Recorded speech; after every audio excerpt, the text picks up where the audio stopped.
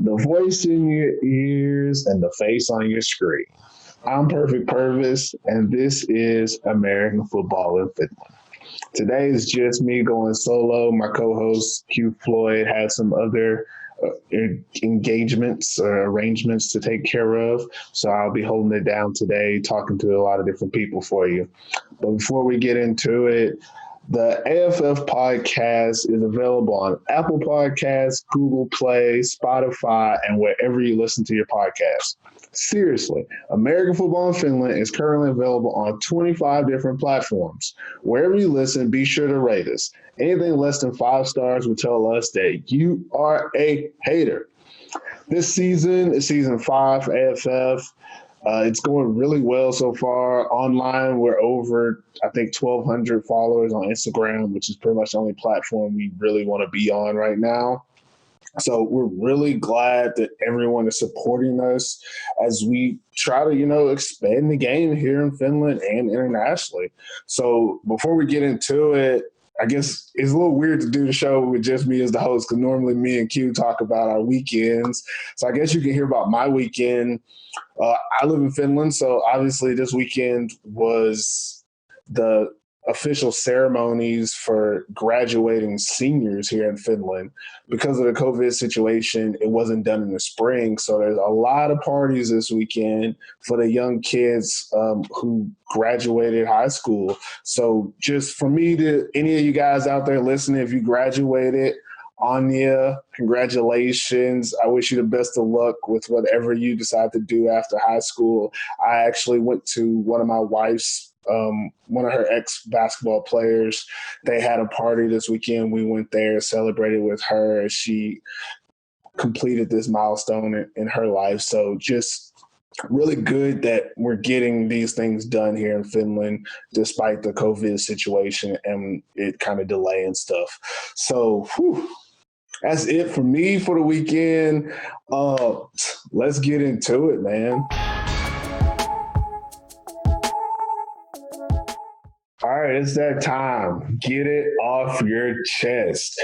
I'm feeling pretty good about how things are going. I don't know if I want to get political. No, I'm not going to get political. I'm sorry. I can't do it. I'll let Q lead me into political stuff. But the thing I want to get off my chest is what is going on with the filming at these games. I'm watching the game, on the road to like I do. I'm not going out there because of the COVID situation. But every time there's like a pass or something important is happening, the cameraman is looking at the line of scrimmage, the ball goes in the air, and then a couple seconds later, I get to find out from the tight view, or if somebody says it on the actual cast, what happened. We got to get this together, man. If the ball moves, the camera should follow the ball. We're not filming like film for film. Like this is, television for Ruutu and AFI, whoever else has the video. You're ruining people's highlights. They can't get the wide view of the highlight because we don't follow the ball. And a few times it happened early in the season, like, new camera crew, maybe they're getting adjusted. It's week 5. When we go to playoffs, I can't be having the cameraman not knowing to follow the ball. So cameraman for the Ruutu or whoever is cameraman at these games in Maple League, get your act together, follow the ball so we can all be happy and enjoy watching the game. It's hard enough to get people to watch the games, but now you're going to tell people to watch the game where the camera people don't even know what they're doing. So that's all I'm getting off my chest today. I try not to get too much into it, but yeah, it's on my mind, okay? So now we're going to do our player of the week for week 5 in the Maple League. Brought to you by Rare Athletics and Perfect Pervis, because I put in on some of these things. The offensive player of the week, we're going to go with Spencer Cutlan of the Seinäjoki Crocodiles. This guy was 13 for 17, quarterback, 13 for 17, completed 76% of his passes for 284 yards and 2 touchdowns, leading the Crocodiles to a victory over the Purdue Butchers in Week 5 and guaranteeing their playoff spot for this season.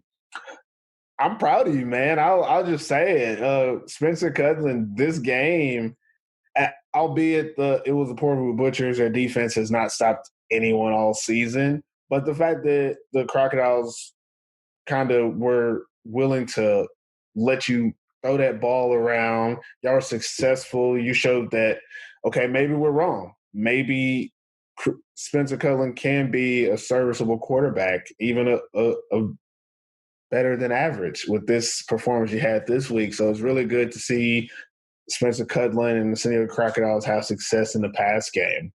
On the defensive side, defensive player of the week is going to go to Ville Valasti from the Helsinki Wolverines. Ville had 7 tackles, 5 tackles for loss, and 3.5 sacks. Watching this game, he was just dominant against the Roosters. They had nothing for him. He played with a lot of good technique. He wasn't always quickly through and sacking the quarterback. A lot of times he had to fight hard, be patient, and read the quarterback's movement to make the plays. And he really was kind of unstoppable in this game, made a lot of tackles behind the line of scrimmage as well. I think it was 5 tackles for loss, like I said earlier. Ville really showed his butt in this game and showed why he's probably one of the best defensive linemen in the league this year. And that's our players of the weeks.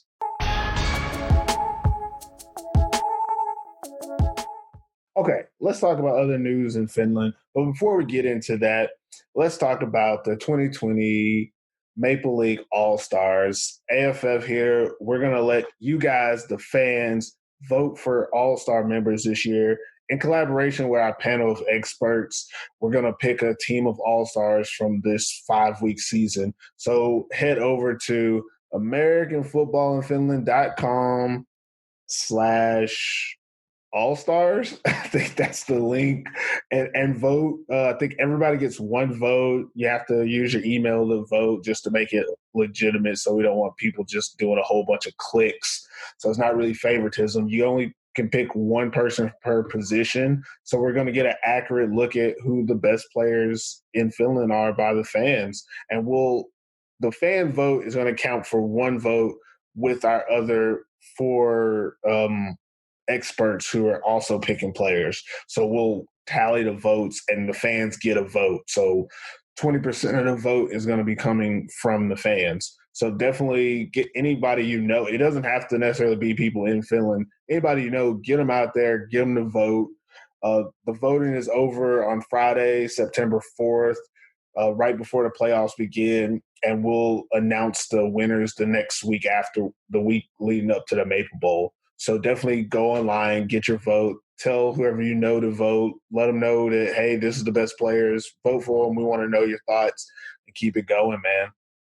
So going into other news, Division 1 had their semifinals this weekend. The Kotka Eagles beat the Pori Bears 48-0.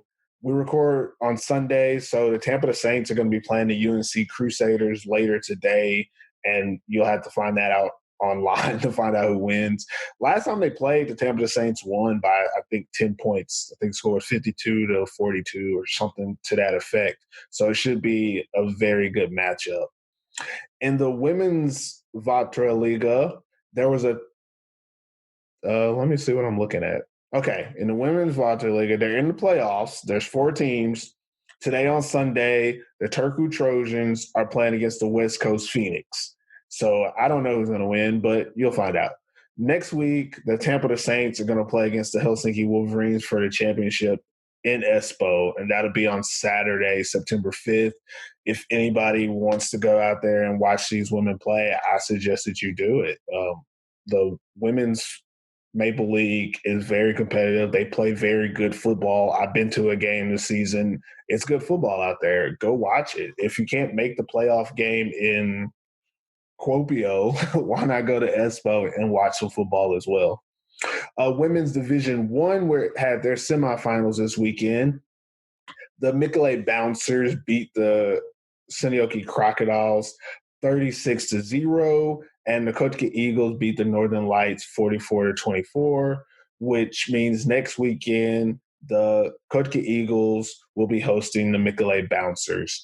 I think the game's in Kotka. I'm not sure yet, but you can obviously find information online as well. but we do know that in the women's first division, the Kutlan Eagles will be playing the McLeay Bouncers. What else we got? In the men's second division, they had their championship, which is I want to say, Rautamalia, the Iron Bowl. The Pervis Spartans beat the Helsinki Wolverines 21-13. Congratulations, Spartans. You are champions. Just want to say, I don't care what level or division you're playing.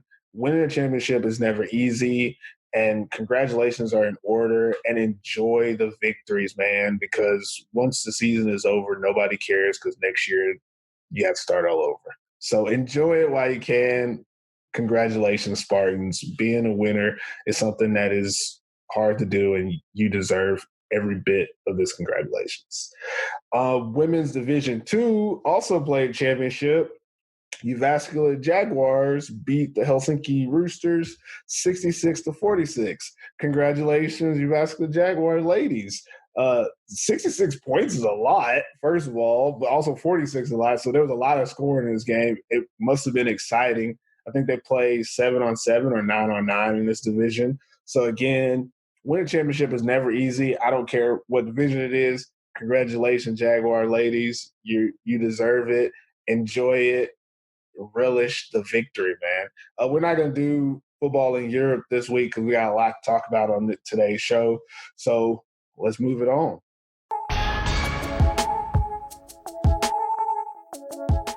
Before moving on to the next segment, just want to give a shout out to the Athletes Forum, the up and coming website where athletes playing football in Europe can really speak out and voice their opinions about what's going on, how they feel about the situations that they're in, and tell a little bit of that locker room feel of what's going on behind the scenes in the sport. We also collaborate with the Athletes Forum on the Scoop, which you'll see those videos at a later date. So just want to let you guys know the Athletes Forum, definitely a place you want to go. I think the website is theathletesforum.com or .net. I'm sorry if I'm not 100% sure, but definitely check that out. They got a lot of things coming up in the works. They're covering all of Europe. They're very international. If you want to find out what players are going through in different countries and how they're preparing for their seasons, especially post-COVID, definitely check out the Athletes Forum. Follow them on Instagram, Facebook. I'm not sure if they're on Twitter. We're not on Twitter, so don't worry about Twitter. But definitely follow them on Instagram and Facebook. So now we're going to talk about win or loss. Again, this segment is tough to do when it's just me. But first game of the weekend, Helsinki Wolverines versus Helsinki Roosters. The Wolverines won this game.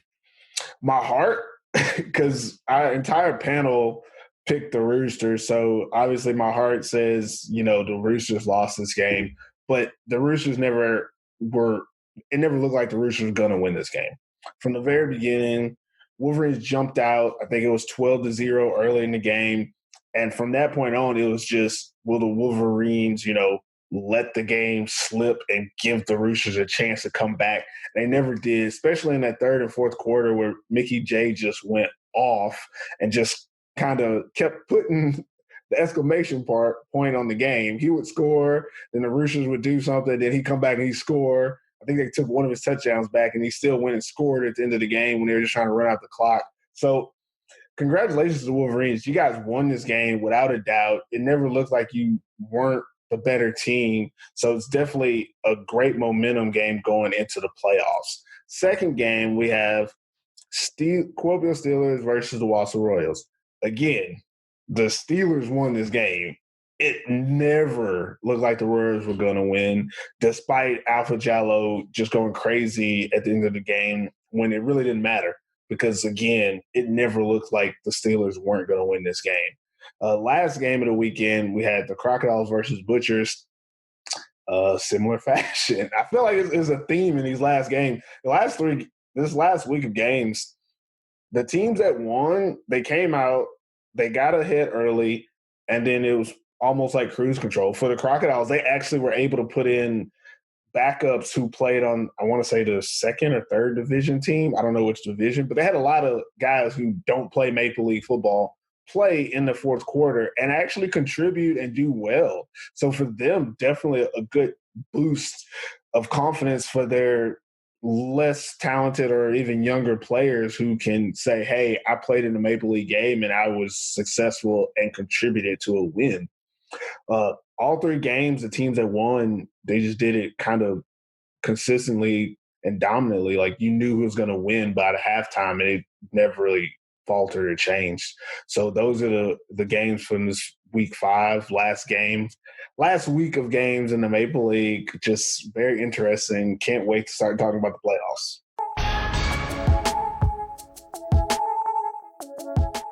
All right, so we're here with Kuopio Steelers linebacker AJ Wentland. AJ, welcome to the podcast, man.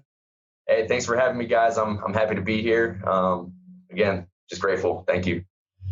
All right, man. We're going to get into some questions. Q, ask this man something about this last game they just played. Well, I mean, for you guys, I feel like you're already in playoff mode. What kind of things are you relaying to you guys on defense just to prepare for the playoffs? Well, I think we had a pretty good game last week. We were flying around, playing fast, and playing physical. Kind of made up for the loss that we had for Seinäjoki. Kind of woke us up a little bit and kind of showed us that we're not invincible and anyone can win.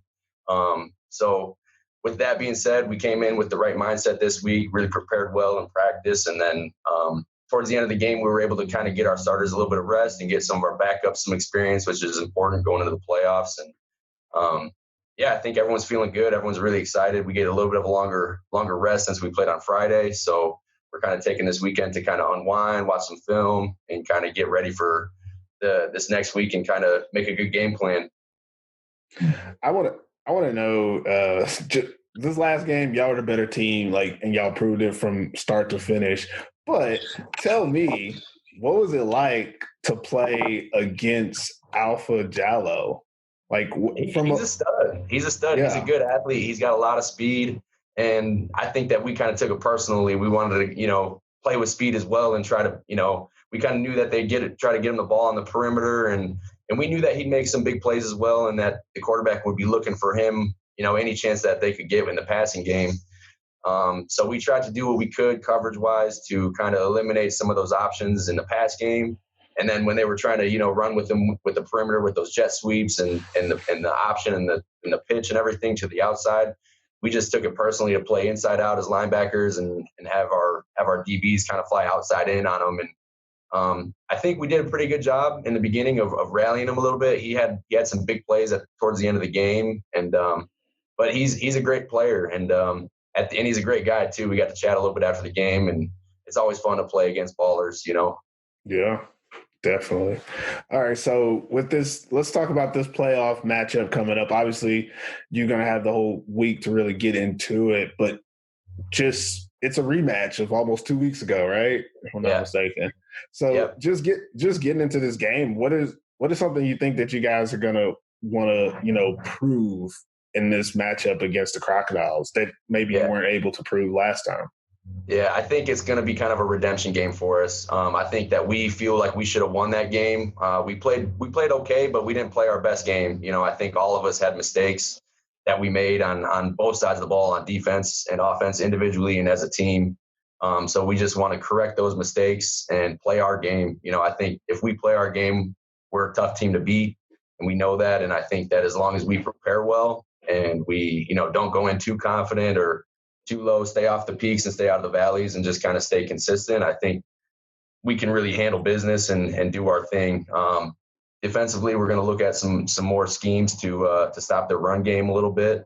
And offensively, they have a test as well. I think Seinäjoki has a pretty good defense. They've proved that the last couple of weeks. So for us, it's just a redemption game, and we know what's at stake. And we're excited to be able to play them at home this time and play them in front of our home crowd. And I think it's going to be a fun game and kind of a statement game,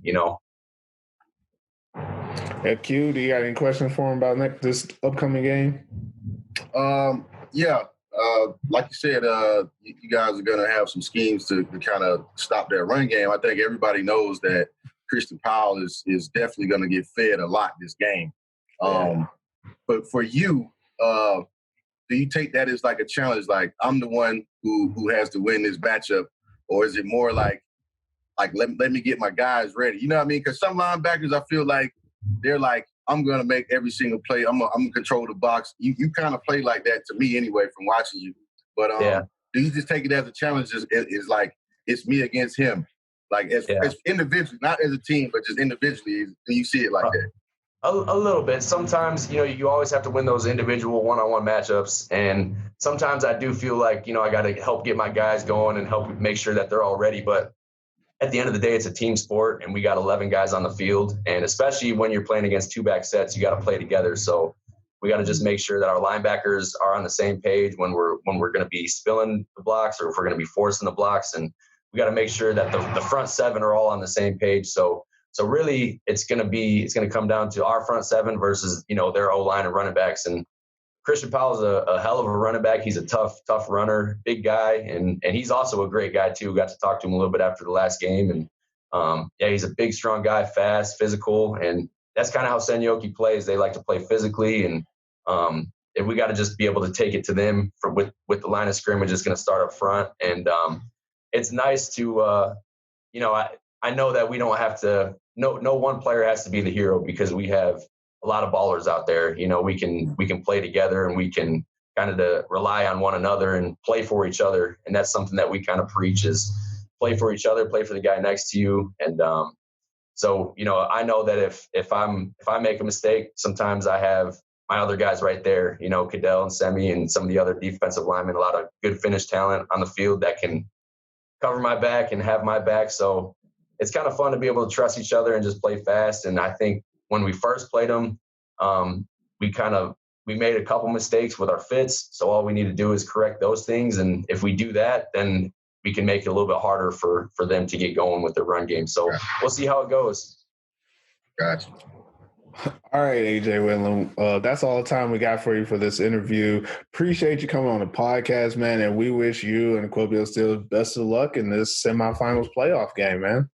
Awesome. Hey, thank you guys so much.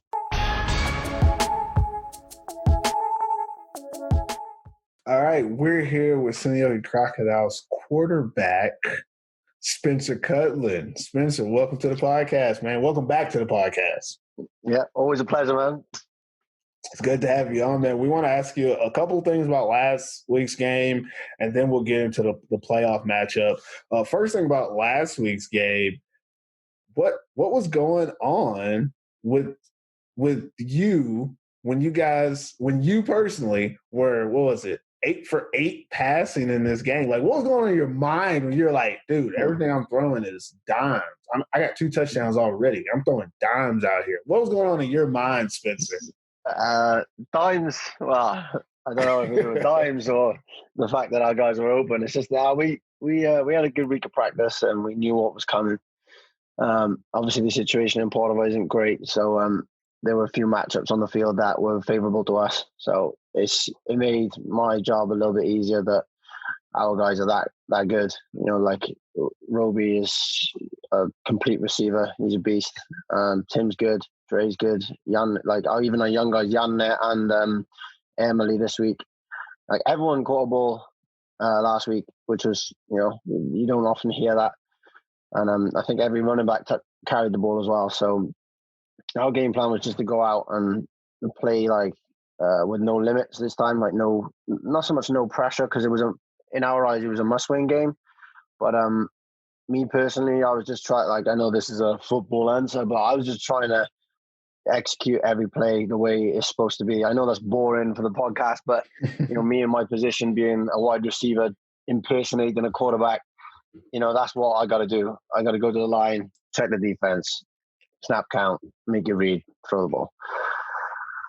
Kind of robotic. Just doing your job. Q, you got anything for him? Yeah, my question was, at a certain point in the game when you guys knew you were going to win, did it come over you that, you know what, I got to the playoffs as the quarterback of the Seinäjoki Crocodiles? Did it hit you at some point in that game? I would rephrase it like the Seinäjoki Crocodiles got to the playoffs with Spencer at quarterback. It wasn't me on my team.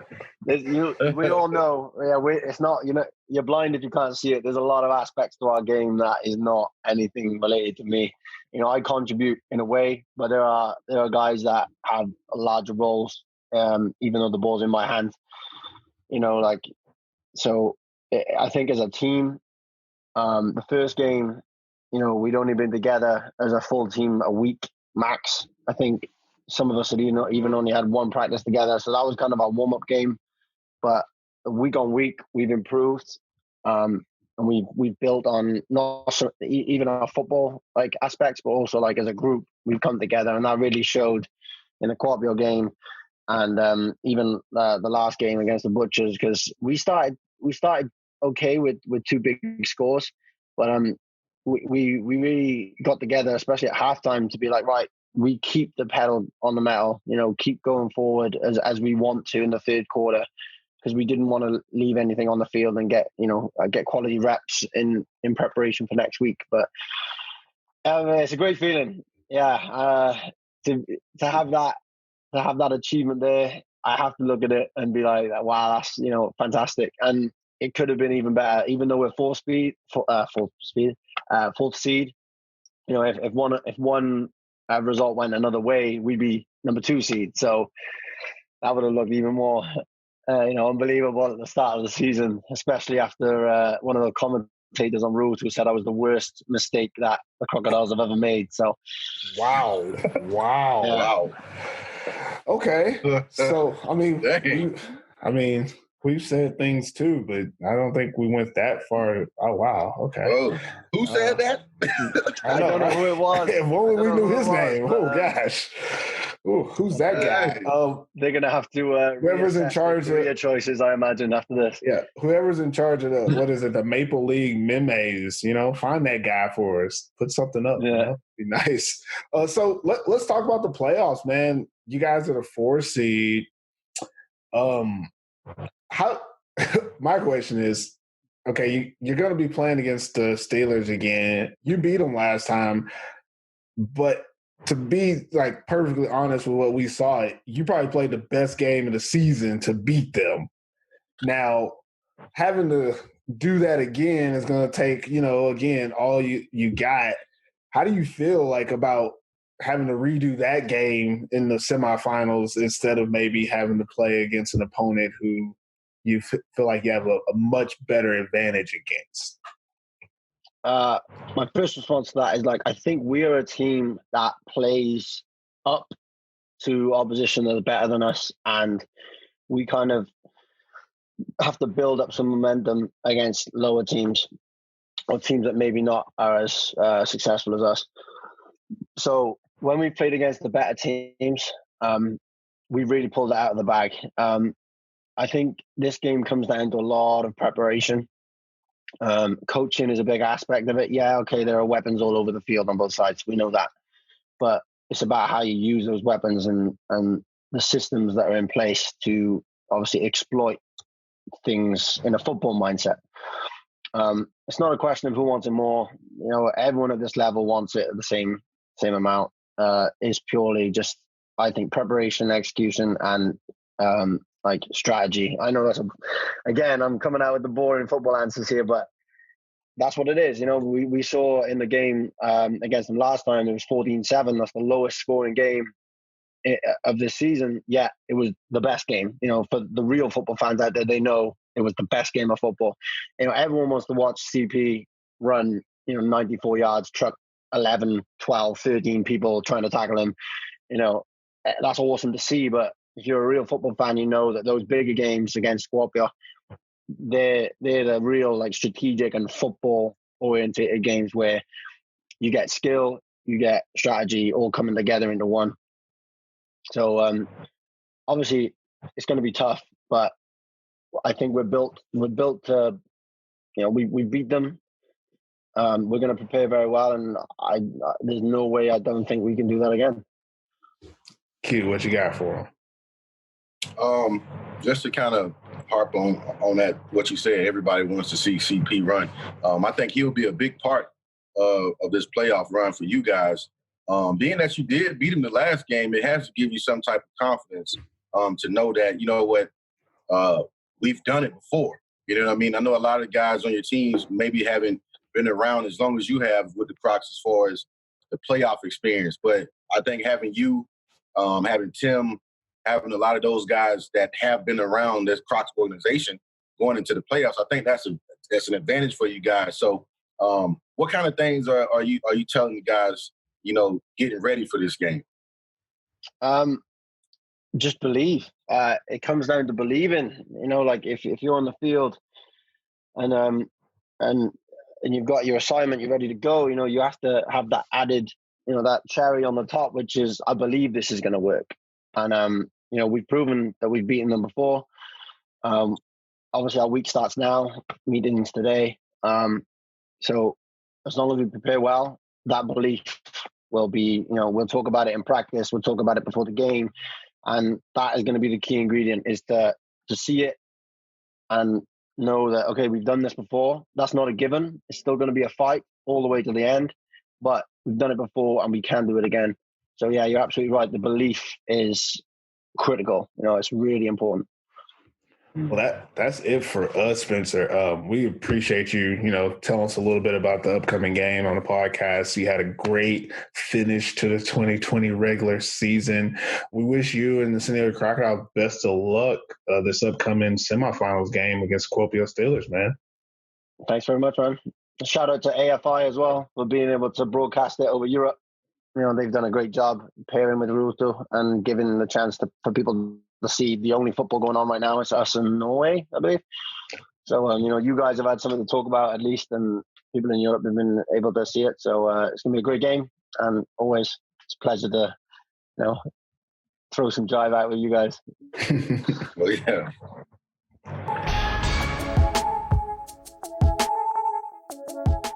All right, so we're here with Helsinki Wolverines head coach Michael Mattingly. Coach Mike, welcome to the podcast. Welcome back to the podcast. I think we had you on earlier. Yes, thank you, guys. Always appreciate it. Love being on the podcast. You guys do great work, so I'm appreciative. Yeah, man. First question, let's just, talk about it.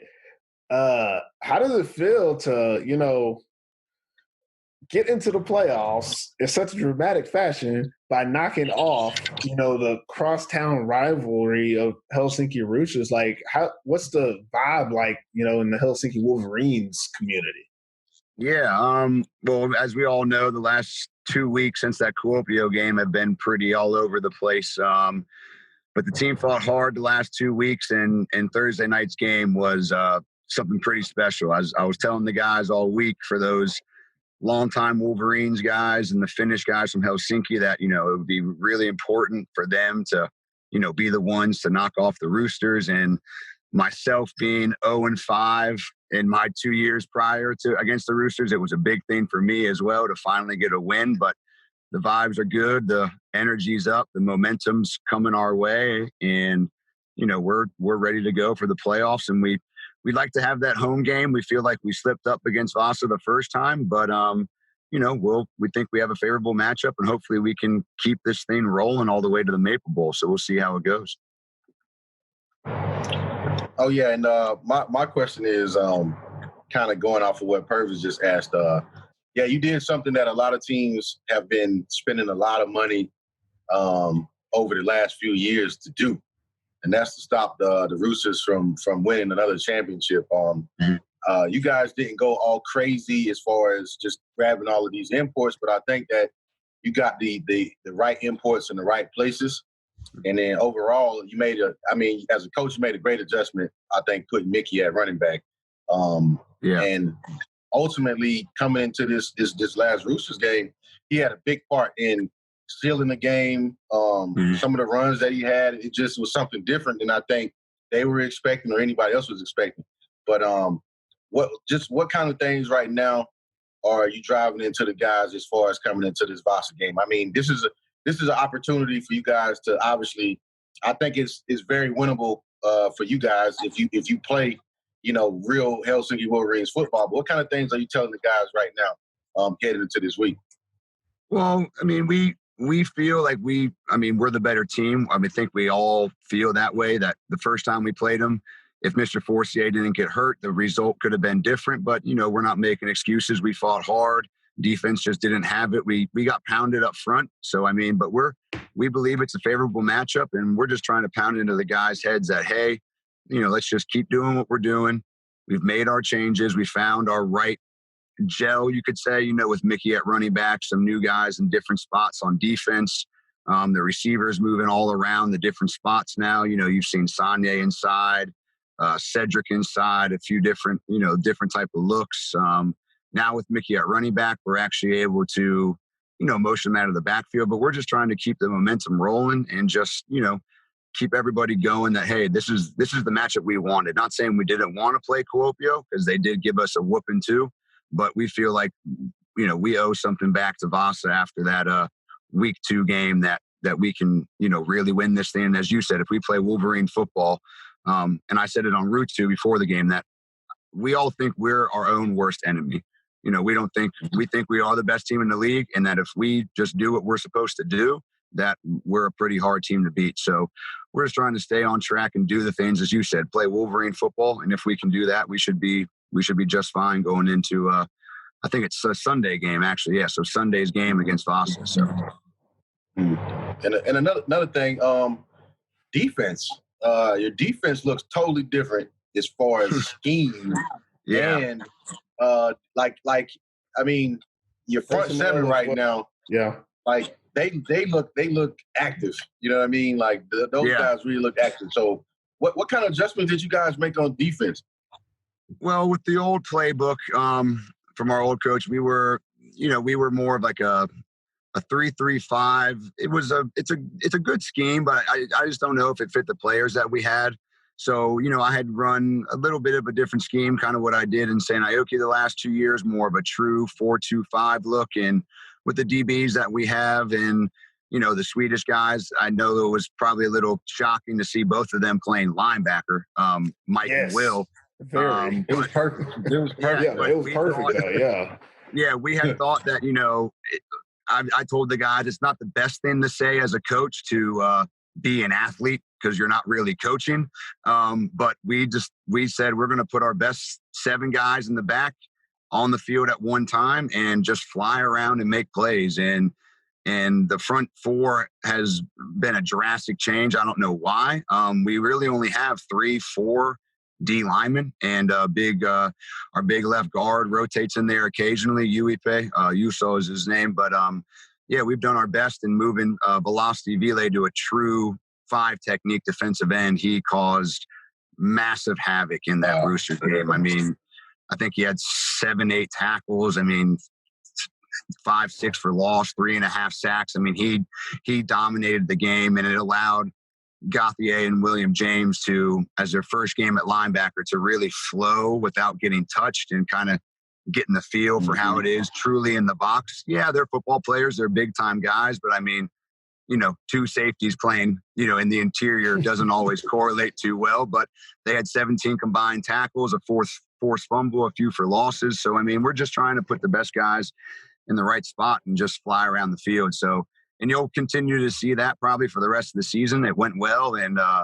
Mickey and Sanye, they'll play defense still, but maybe not as much as they did last game. Mickey and Sanye will probably rotate a little bit. We need Sanye probably a little more on offense. Mickey at running back, he can do a little bit of both, playing that safety position. But, yeah, we're just trying to get our best guys in the field all at one time and be fast and active. And I think that's been the massive change, is that we've kept it very simple and easy, just to make the guys play fast and play aggressive. Because when you overthink things, as we all know, it slows you down completely and it just takes you out of the game. So we're just trying to keep everything basic and simple and let them fly around. Gotcha. Yeah, man, that's hell of an answer. I want to end the interview, but I got to ask this question. I'm sorry. So what's the plan for Alpha? What's the plan for Alpha? What's the plan? Like, what do you do to limit him, I guess? Well, last game when we played him, I mean, we did a good job of not kicking him the ball, which that was part 1, but we just didn't cover him very well. So we're going to try to do part 1 again and not kick him the football. And, you'll probably see 2 heads over him the entire game. Now, I know it's hard when he's in the slot, or if they want to run that little wing T, you can call it, whatever it is, that hit at the wing or running back, or I'm not sure how Brandon's leg or ankle, whatever injury he got in the Kuopio game or whatever happened, if he's at quarterback, but we just got to keep all eyes on him. We feel like if we can eliminate him from the game, we have a very, very good chance to win. But obviously that's a little hard since he leads the, league in receiving, all purpose. He's Mr. Do-It-All. But we're going to try our best to just take the ball out of his hands, put our best guys over him, and just eliminate him from the game. But it's easier said than done, of course. Yeah, that's for sure. Yeah, well, Coach, those are great answers. And it seems like you guys really are, moving in the right direction now.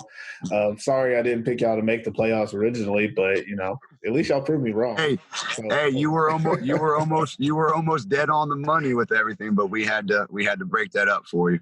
As we always say here on AFF, if you need us to be your motivation, we'll do that.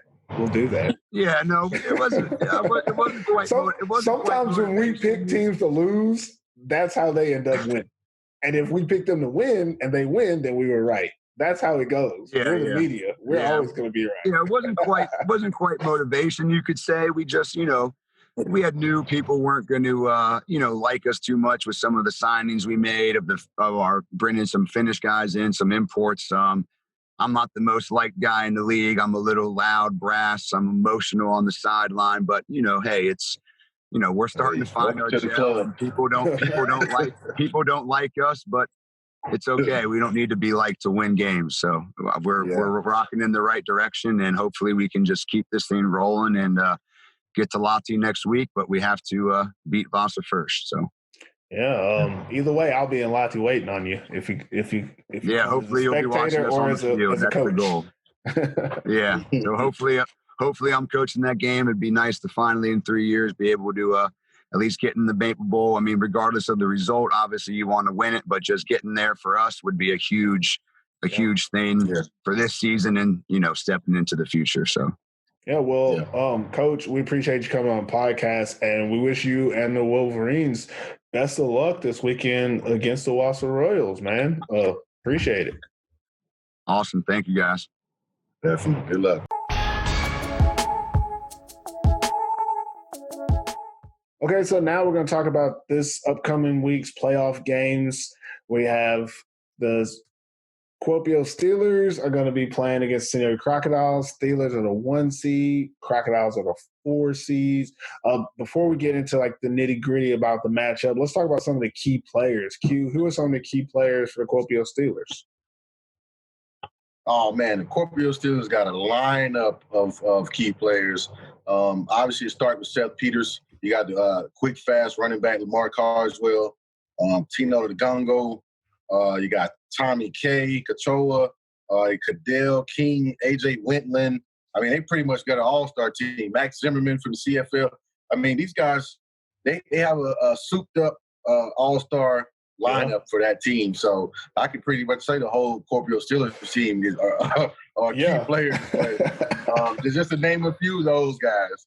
Yeah, and for the opponents, the Crocodiles, they're talented as well. You got Spencer Cutlan at quarterback, the man, the legend, the myth, Christian Powell at running back, and then an interesting duo, Nathaniel Robitaille and Timmy Thomas, who have been playing both receiver and DB.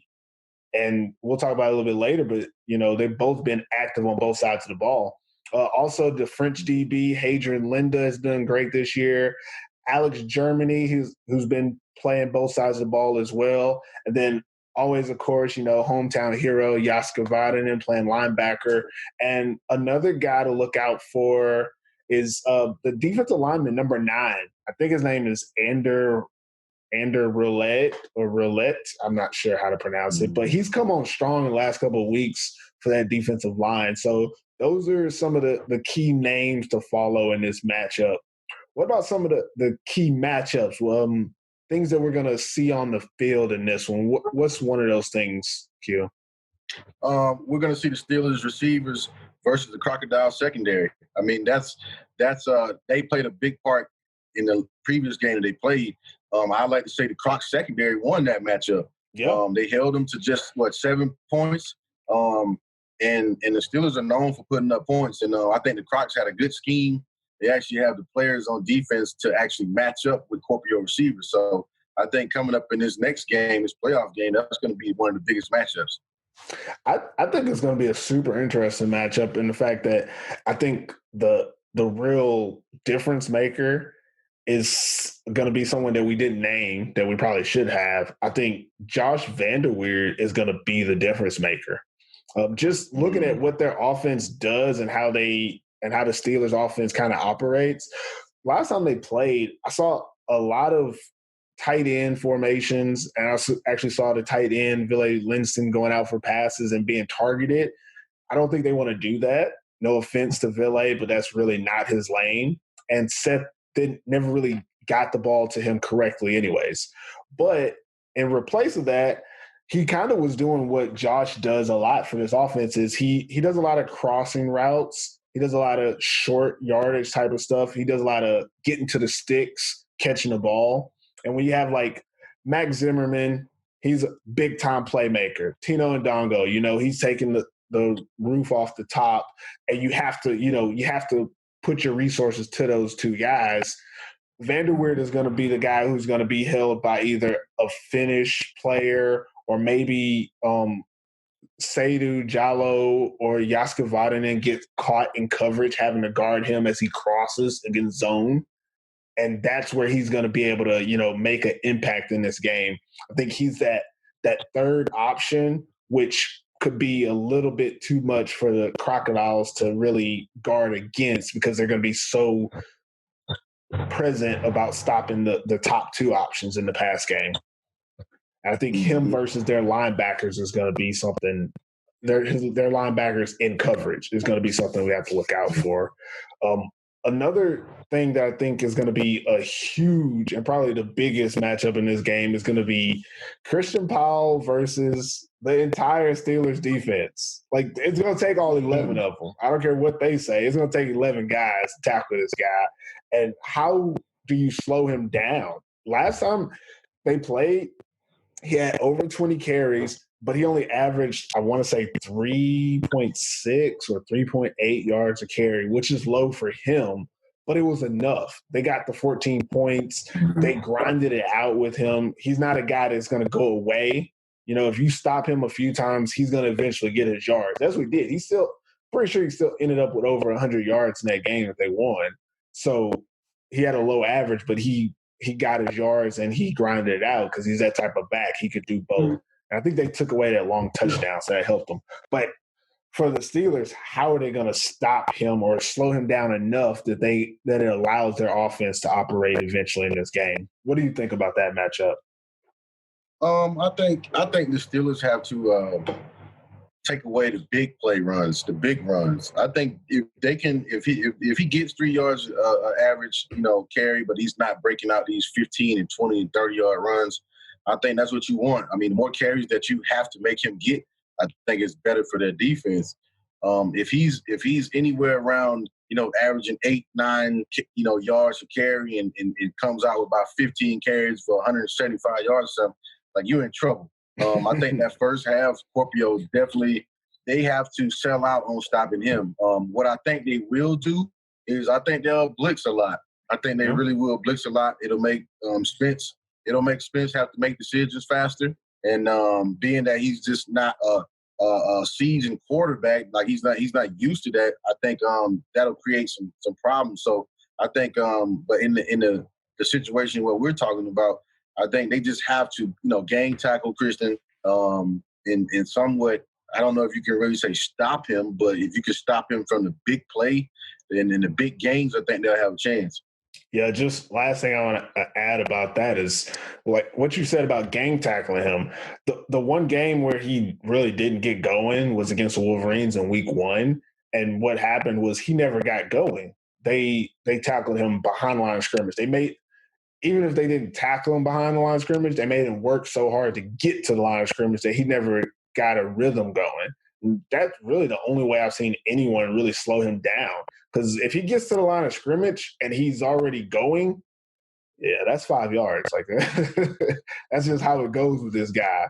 You can stop him in the back, and he's still probably gonna get to the line of scrimmage. But that's a win against Christian Powell, and that's what they have to do. So, just last thing about this game, just get into the tough questions. What are some things that these two teams are going to have to do to prove that they're worthy to win this game? What is something you think the Steelers are going to have to prove in this game against Crocodiles? I think the Steelers, one thing is that will they play Steelers ball or will they just let the Crocs take this game? If the Steelers play normal Steelers ball, they'll score a lot of points. The defense will be fast. They'll be, it's a home game. The defense will be active. But if the Crocs come in and score first, they're going to put pressure on Kuopio immediately. Yep. The last thing Kuopio wants to do is to give Crocs confidence and momentum like they had this last time they played them. Because once you feel like you're in the game and once you feel like we got a chance, or once you feel like this is our game, it's going to be that for the rest of the game. And with the players they have on that team, that's going to be the feel. I mean, Robitaille, Alex Germany, these dudes, they play good football in other places, and they're just big. They used to big games. Yeah. And I think I think Kuopio will have to go up early and make it to where the Crocs have to throw the ball. And if you do that, then the Kuopio got it. They got them right where they want them. But if the Crocs come out and they're putting up points early, or they get ahead of Kuopio early, then it's going to put pressure on Kuopio. Yeah, that's for sure.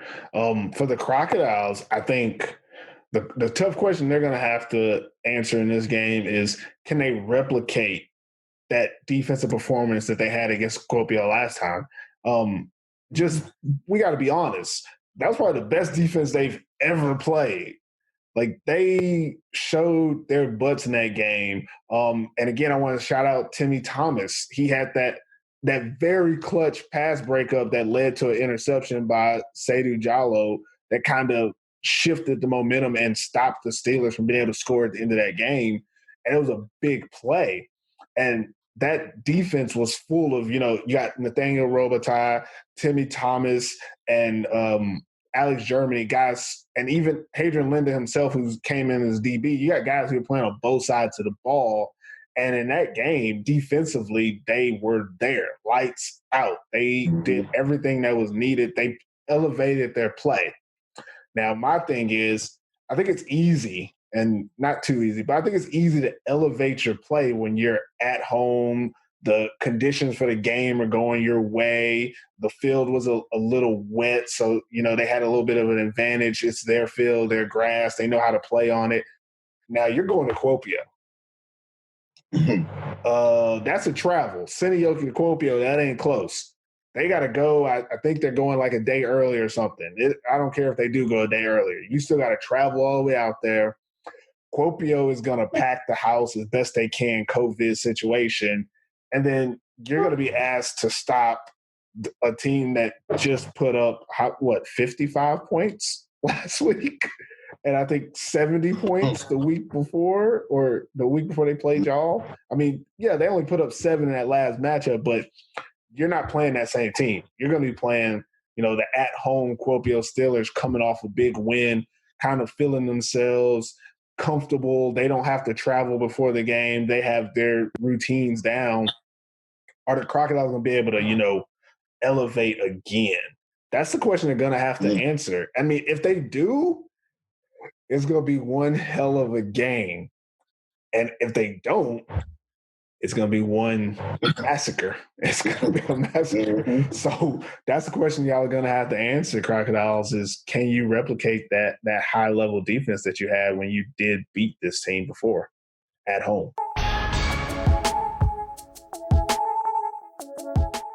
Okay, so now let's talk about that second matchup. That second game I think is going to be played on Sunday this weekend. We have the number 2 seed Wausau Royals playing a number 3 seed Helsinki Wolverines. Previously, the Wausau Royals beat the Wolverines in a comeback fashion where the Wolverines quarterback was injured. So, kind of iffy win, if you want to say that. But let's talk about some of the key players, and we'll talk Wausau Royals key players. You got quarterback Brandon Gwinner, depending on his injury situation. He could or could not be playing this game. We don't even know yet at this time when we're doing this recording because it's Sunday. Wide receiver Alpha Jallo, the other wide receiver Nico Peterson, defensive lineman Carlos Carrasco, linebacker Lamin Latica, defensive back Victor Manti, defensive back Peter Lundstrom.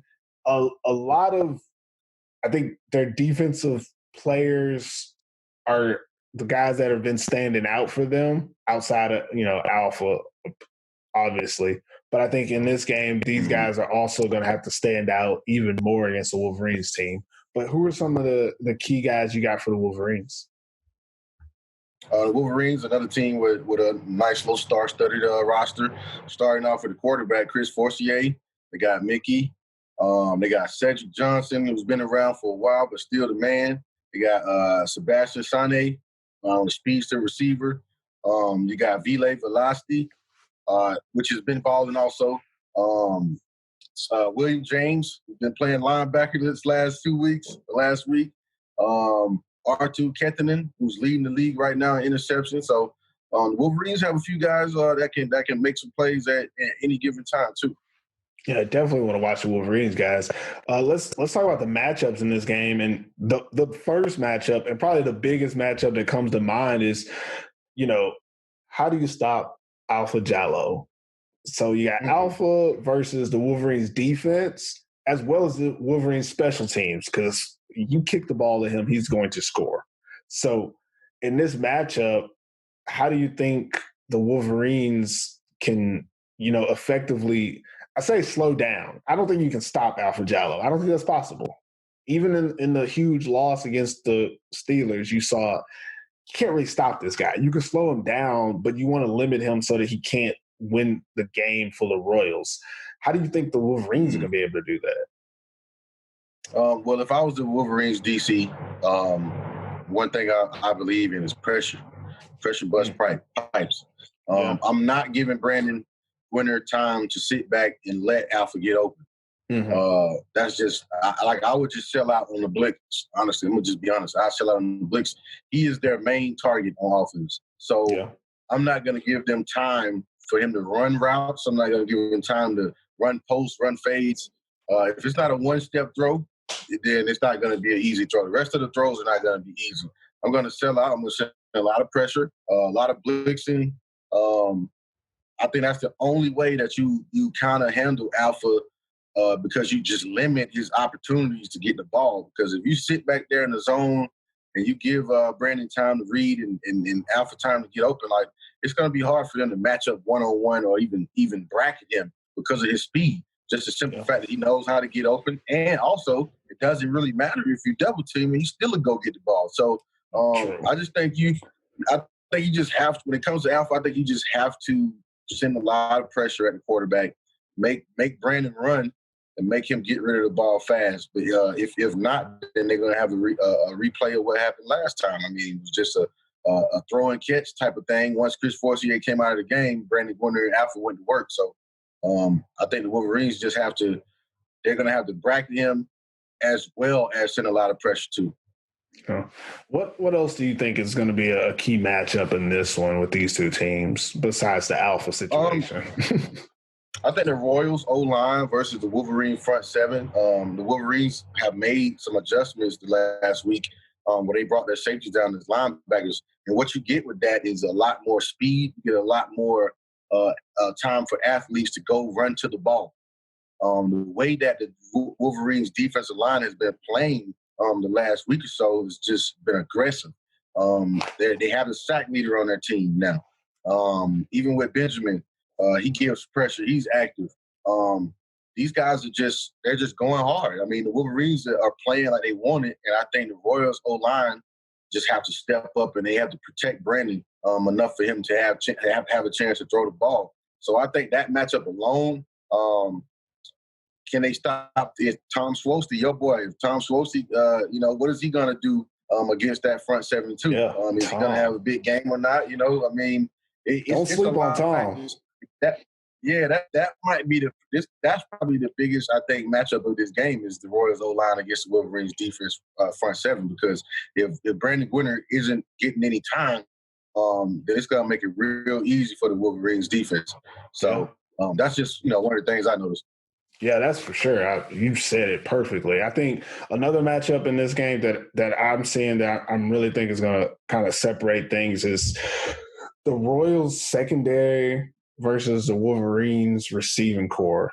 And that includes, having Mickey J come from the running back spot sometimes and motion out and be in the receiving game. I honestly, just by looking at it, I don't think the Royals secondary matches up against the Wolverines. And even the last time they played, I don't think they matched up. But what they did, and I kind of expect to see this again, is Alpha was playing defense, Nico Peterson was playing defense, and bringing those two guys over on the defensive side, it improves that secondary and what they can do in the pass game so that they can slow these receivers down. Now, will they do that in this game? I'm not sure. I think we saw in the last game that the Royals played that, Alpha, as unstoppable as he is, he has a limit there. He can get tired. He is human. And I think as this season wears on, like, he's that guy that if it was me, Alpha's not practicing this week. Like, we're not – dude, you stretch, warm up, take care of your body. We don't need you to practice. You can stand around and we just put in like a sub for what you're supposed to do. You do walkthroughs because his body is pretty much their key to winning. So with that, I don't know if I want to use him on defense in this game. But if it comes down to it, they might have to have him and Nico Peterson play the defensive side to stop these Wolverine receivers, because Sebastian gonna get loose. Sid gonna get loose. And matter of fact, they had someone else play receiver. Sebastian Gutierrez, he gonna get loose. He played a little bit of receiver in the last game, and he can do some things with the ball in his hand as well. So I think the Wolverines have a lot of options when it comes to the passing game, and I feel like the Royals secondary is gonna have a lot to handle. But I think if they're properly coached, I think Stacey is the man to get it done. And if he goes with the right game plan, they set it up right, that could be the key difference is stopping the receivers from the Wolverines and being able to focus on Forcier and Mickey J in the running game. Mm-hmm. What about you? Anything else we think matchup-wise? Obviously, the Royals defense against Chris Forcier. He's a man. At times, hey, he's a man. Forcier, I do believe this, and I can say this confidently. I think I told you. I said if he didn't get hurt in the last game, I think the Wolverines win that game against the Royals. If he didn't get hurt, I think so too. I really feel that way. Him getting hurt took a lot away from that offensive possibilities. Him and Sid have amazing chemistry. It's crazy. I think that'll be a big issue this week is the matchup with Sid is going to be the issue. If Sid is in the slot, I believe, and Alpha is not on defense, I feel like that's going to be a problem. Just because of his speed and his quickness. But going back to Forcier, I mean, if you do not be where you're supposed to be, he will make you pay. He can extend plays. I would rather him extend plays and throw the ball, but he extends plays with his feet. And but when he extends plays with his feet, he is a problem. I feel like you can see from his last game they played with the Roosters. He extended a lot of drives just off simply running past the D lineman and then walking off for I don't know how many yards he had, man. I mean, the dude is he can hurt you in any way. I would prefer him to throw the ball to hurt me, but if he runs, if he's getting out of there, you in trouble. and the Royals defense is just going to have a lot on their hands. I feel like just to piggyback on Fortier last thing, I feel like he's probably the most athletic and even I might even say the most talented quarterback in the league. And from that aspect, he was hurt last time these two teams played.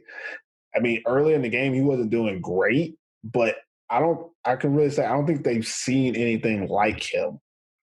You can't really compare his game style to anybody they have. Even their quarterback, Brandon Gwinner, who I think is more of a dual threat quarterback himself and a great runner, but there's a difference to the fluidity of the way that he runs and throws. He can throw on the run, and he can look like he's throwing while he's running. He can look like he's running when he's about to throw. Like, his mechanics are so smooth. Like, most quarterbacks in this league, if they start scrambling, you can tell if they're looking for a receiver or if they're running.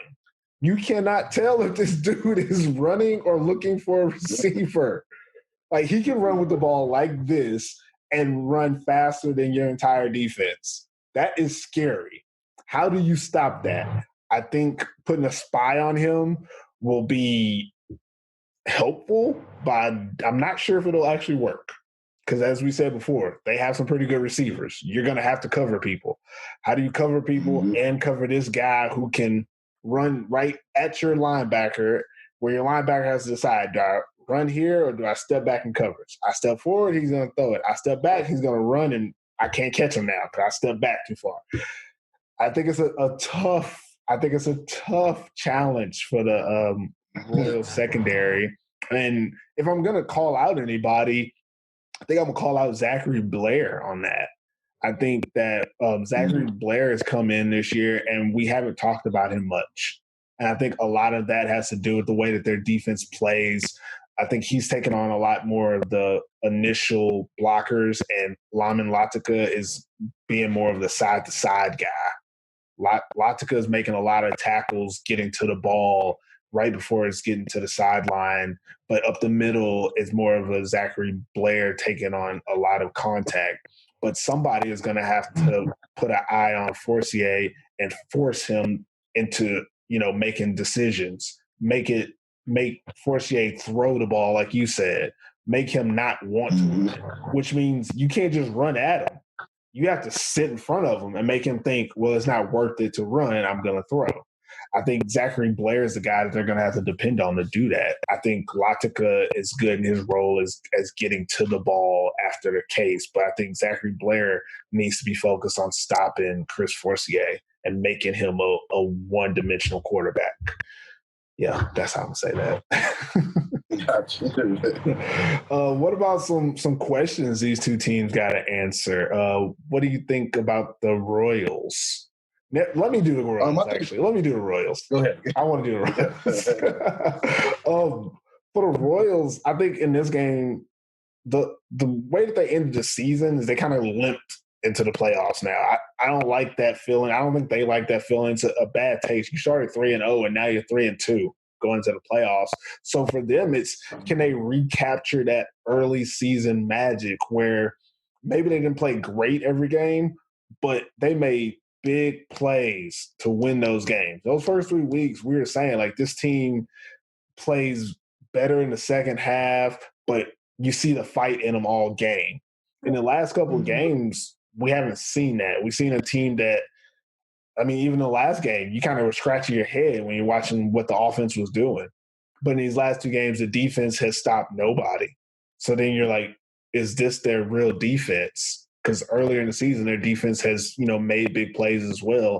So in this game, are we going to see that early season Royals team? Are y'all going to bring back, that it factor, making turnovers, making scores on big plays? Brandon Gwinner, Alfred Jallo, Nico Peterson, making big plays on the offensive side, and then taking the ball away on defense. Somebody stepping up, getting interceptions, forcing fumbles, things like that.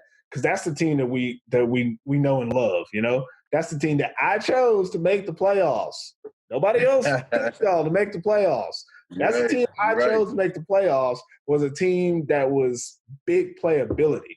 So the question I need you guys to answer is, can you bring that magic back? Can you bring back that big playability in the game and write your ticket to the Maple Bowl? See you in Lottie, man. That's me for the Royals. What about the Wolverines? What's the question you think they need to answer? I think the biggest question for the Wolverines is, will they play up to their potential? Will they play up to that roster? Will they play up to, Sebastian, Mickey, Fortier, being who they are, coming out, big plays? Like, are they going to be they've been healthy. I'll give them that. They've been healthy pretty much the full season. Yeah. And I think that's the most important thing when it's coming into the playoffs. They're obviously going to come into this game a healthier team. I can say that they're the most talented team in this game. But are they going to play like it? Or not to go back, but the team that we've seen play against Kuopio, they will never beat this Royal team that they're about to play. So they can't come out as that team for whatever reason that was. They just had a spat game or whatever. But I think Wolverines need to really come out and establish who they're going to be. They have to go to Vasa. That's the other thing. They got to take a long trip. They got to take a long trip to Vasa. Who's all coming? Is everybody rested for this week? Is everybody mentally focused for this week? I think Coach Mattingly will have them ready. I think he's going to scout well. I think he knows exactly what their strengths are and what their weaknesses are, and I think he knows how they can possibly win this game. So the Wolverines have to write their own ticket at this point. I think even though Royals are number 2 and the Wolverines are number 3, I still believe the Wolverines think they're better than them. Yeah. I think that, so to them, this is it's a must-win game for both teams, but I really feel like the Wolverines feel like we should be second at least, and we have to show it, basically. So now they have to go on the road, and they have to win in Vasa. And Vasa might have a hostile playoff environment. They just might. So we'll see. The Wolverines can they play up to that potential that we know they can play.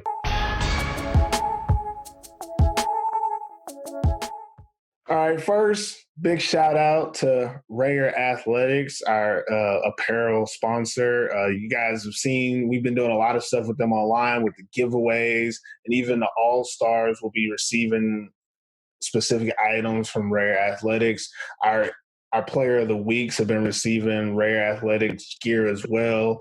Just want to let you guys know, for all your athletic apparel, accessories, you need gloves, you need spats, you need mouth guards, your team need jerseys next year because y'all tired of looking like boo-boo, y'all go to Rayer Athletics. The website is rayer.se, and that's spelled REYRR.se. Go out there, contact those guys, and see if they can hook you up like they hook us up. Tell them AFF sent you, matter of fact. That might get you a discount. Who knows? All right. So playoffs are this weekend, man. Maple League playoffs begin on Saturday with the Steelers hosting the Crocodiles. And then on Sunday, the Royals will be hosting the Wolverines. We don't have the time for those games right now, but the game should be available on Route 2, and obviously AFI will be streaming them as well. Pick'em-wise, it's going to be tough this week because I like all 4 teams right now. But our panel of experts, we pick winners on our Instagram account. So we're not telling you now, but you can check the Instagram. I guess we're not going to put it out till Friday, too. Ooh. No, we put it out before the game, so it'll be on Saturday and Sunday. We put the picks out right before the games. But we'll actually make our picks on Fridays between us. So definitely when you see the picks, feel free to hit us in the comments. We can handle it. We can take it. We've been taking it because I think last week we all had the same pick. So I think we all were 2-1 last week. But right now, first place is a 3-way tie. Me, Coach Tuomas Heikkinen, and the Finnish Swami are all 9-6. Q is in last place at 8-7. So it's a 1-game difference. So these playoff games are gonna separate, who really could get it right. It's gonna be tough, but y'all could definitely catch us on there. And That's it, man. That's it for this episode of American Football in Finland. Hope it was worth the listen and the watch. If you're listening to it, hope you listen to the entire episode because it's very well done and we do a great job. Yeah, I'm bragging on us. And if you're watching, definitely go to the YouTube channel because we have it on there and we do the segments. So if you don't want to listen to the whole thing, follow us on our YouTube at American Football in Finland, and you can just listen to certain segments about whatever you're interested in. If you're interested in other news, or if you're interested in the playoff matchup, or if you're interested in what happened last week, all that'll be broken down for you. So just, follow us. And even if you do, definitely subscribe to the podcast on we have Apple Podcasts, Google Play, or wherever you get your podcasts. Definitely rate us 5 stars. Anything less tells us you're a hater. You can also follow us on Instagram and Facebook at American Football in Finland. And before we get out of here, Q, anything you want to say to the people before we go? No, I want to say congratulations to all the teams that are entering the playoffs in the Maple League this week. I know it's been a crazy, crazy year. And the season now seems like it went by fast. But I just want to say good luck to all the teams that did make it. And thanks for, thanks for having us, giving us something to talk about in spite of. And we'll see you this weekend. Yeah. And until next time, never forget. TIF. We go.